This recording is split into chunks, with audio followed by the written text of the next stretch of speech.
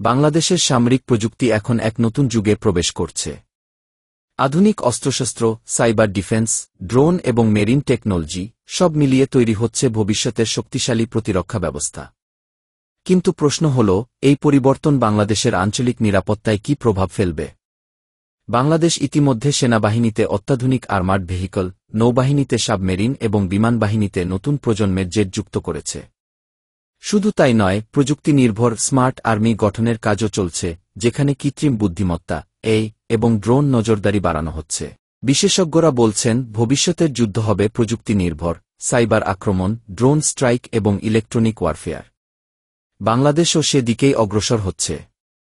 ইতিমধ্যেই সাইবার প্রতিরক্ষা ইউনিট তৈরি হয়েছে, যা জাতীয় নিরাপত্তার জন্য গেম চেঞ্জার হতে পারে।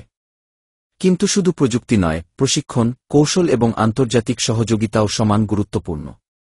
যুক্তরাষ্ট্র, চীন, তুরস্ক সহ বিভিন্ন দেশের সঙ্গে যৌথ মহড়ার মাধ্যমে বাংলাদেশ সশস্ত্র বাহিনী বিশ্বমানের অভিজ্ঞতা অর্জন করছে। তাহলে ভবিষ্যতের বাংলাদেশি সেনাবাহিনী কেমন হবে? উত্তর হল, আরও স্মার্ট, আরও আধুনিক এবং আরও কৌশলগতভাবে শক্তিশালী। একবিংশ শতাব্দীর চ্যালেঞ্জ মোকাবেলায় বাংলাদেশ এগিয়ে যাচ্ছে আত্মবিশ্বাসের সঙ্গে।